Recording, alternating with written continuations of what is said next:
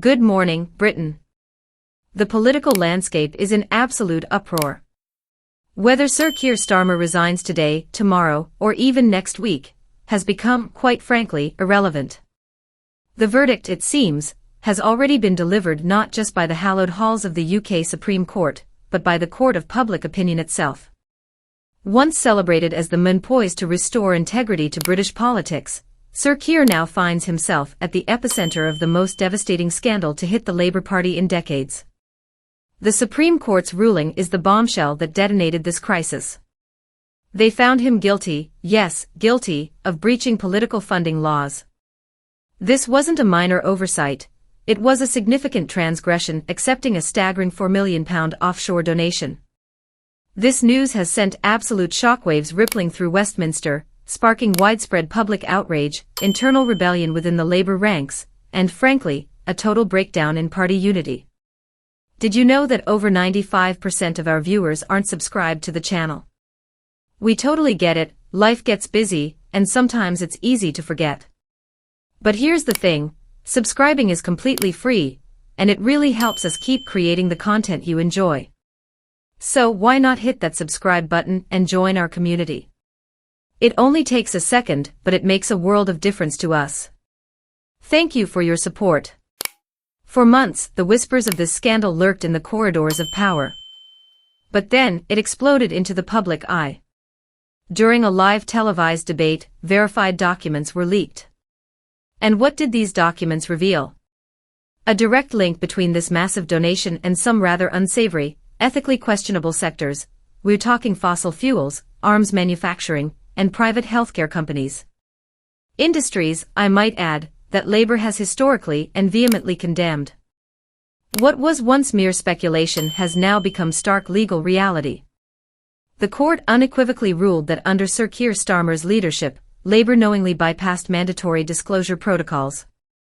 They concealed the true source of these enormous donations. The judgment was damning, declaring the act not only unlawful but a profound betrayal of public trust. They went as far as to label Starmer's position as untenable. Strong words indeed. Inside the Labour Party, the backlash was immediate and utterly unforgiving. We're talking over 40 members of Parliament, including shadow ministers and senior regional leaders, signing a private letter, outright demanding his resignation. Momentum, the powerful left-wing grassroots movement that once championed Jeremy Corbyn, publicly called for Starmer's removal, stating he had betrayed the values of this party. Leaked internal chats among Labour MPs paint a picture of sheer panic, emotional outbursts, and a growing threat of coordinated resignations. Emergency meetings were scrambled as party members braced themselves for the very real possibility of a leadership contest.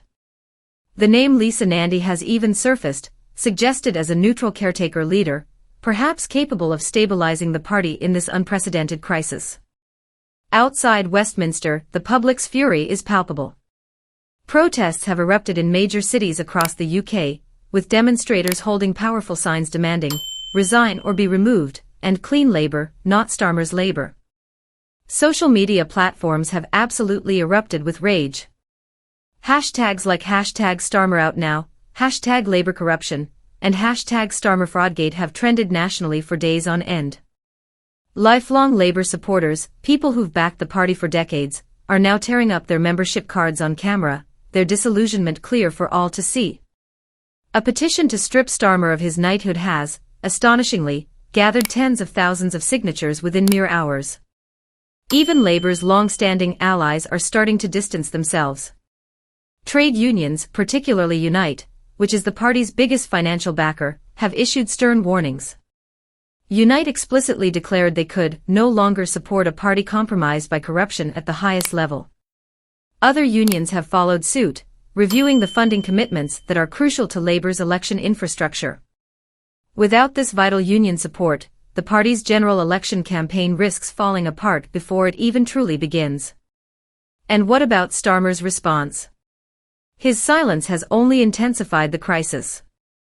Despite immense pressure, he has yet to address the public, offer an explanation, or step down. No tweet, no official statement, no press conference. This vacuum of leadership has emboldened critics across the political spectrum. Nigel Farage, never one to mince words, described Labour as a crime scene, while Reform UK leader Richard Tice bluntly labelled the scandal treason in a suit and tie. Predictably, donations to rival parties have surged, and calls for criminal prosecution are echoing from both sides of Parliament. But the bombshells didn't stop there. More new leaks have surfaced, alleging Starmer received undisclosed luxury gifts, stayed in opulent five-star Brussels hotels, and held secret meetings with EU-linked lobbyists during highly sensitive post-Brexit trade talks. Emails, it's suggested, hinted him considering a backdoor plan to re-enter the EU single market without public debate or parliamentary approval. This has, understandably, outraged Brexit supporters, made pro-EU centrists feel utterly betrayed, and the broader public, already cynical, sees it as yet more undeniable proof of elite misconduct. Public trust, ladies and gentlemen, has collapsed. A Snap poll revealed a staggering 72% of Britons now believe Starmer must resign immediately. And alarmingly for Labour, nearly half of their own base agrees. Parliament is in turmoil, with opposition leaders demanding a full audit of Labour's finances. Reform UK and Conservative MPs are pushing for a criminal inquiry, and there are even whispers of royal intervention. Behind closed doors, King Charles is reportedly receiving briefings from senior advisors on constitutional options should this crisis deepen further. The damage at this point is no longer confined to one man or one party. This scandal has severely destabilized Labour's election chances, it has eroded public confidence in our very democratic institutions, and shattered any remaining belief that Westminster politics could truly be reformed from within. Inside Labour HQ, operations are reportedly frozen. Staff are resigning, PR firms are severing their contracts. Reports even suggest Starmer's legal team has already drafted a resignation speech, but he, apparently, refuses to deliver it, convinced he can still survive. Yet, with each passing day, that defiance drags the party closer to total collapse. Labour now stands on a perilous cliff edge. Starmer's failure to step aside risks alienating unions even further, driving mass defections, and bankrupting the party, both financially and morally. If he resigns, the arduous task of rebuilding must begin immediately. If he stays, Labour may simply not survive the next election. This, dear viewers, isn't just a scandal. This is a political reckoning. And the entire nation is watching. This has been today's crucial update. We want to make it absolutely clear that our videos do not contain any kind of misinformation. Our sole goal is to deliver true and verified news to you.